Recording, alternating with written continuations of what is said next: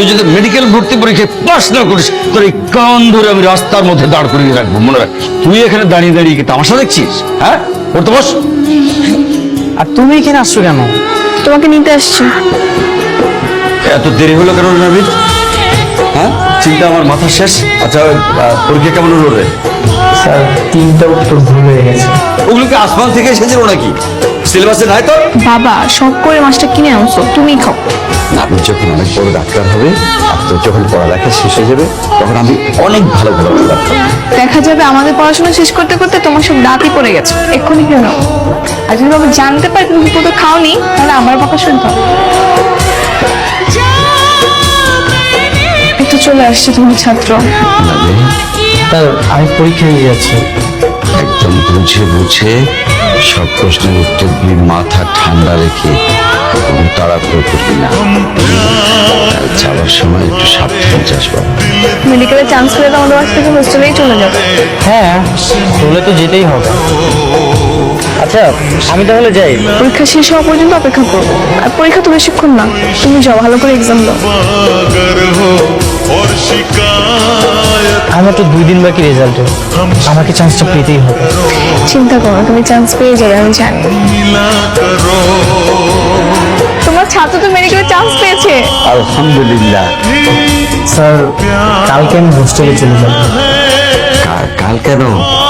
মাত্র তো রেজাল্ট আসলো, এখন তো ক্লাস শুরু হবে না, পরে যাস। আমি যেখানে কোচিং করি সেখানে আমার একটা বড় ভাইয়ের সাথে পরিচয় হয়েছিল। উনি হোস্টেলে থাকে, তো উনি আমার থাকার ব্যবস্থাটা করে দেবে। আমাকে বলেছে আগে আগে গেলে সবার সাথে জানাশোনা হয়ে গেল।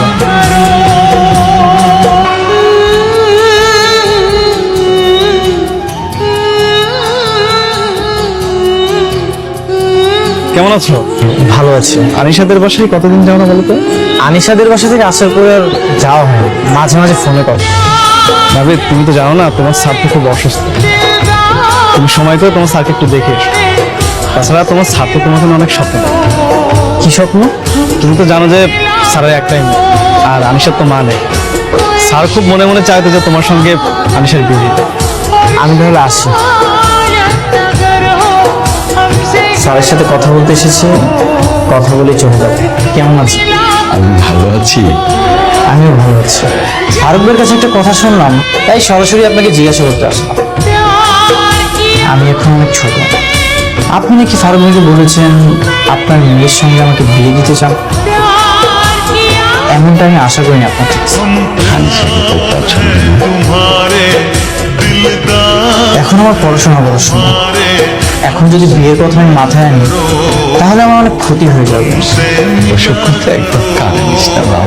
আরেকটা কথা, আপনার মনের মধ্যে আর এরকম চিন্তা ভাবনা আনবেন না। আর কারোর সাথে আলোচনা না করলেই ভালো।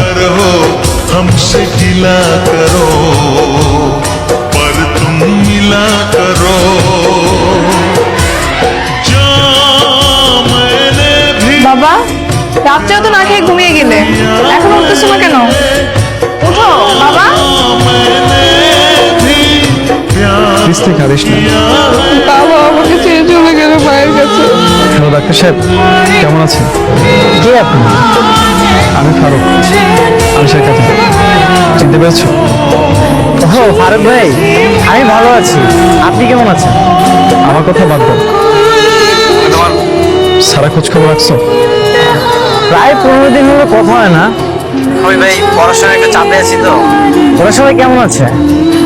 আজ 10 দিন হলো কাকা মারা গেছে। কি বলতেছেন ভাই? মারা গেছে? কিভাবে? তুমি এতটা অকৃতজ্ঞ যে তুমি তোমার স্যারের কোনো খোঁজ খবর রাখো না।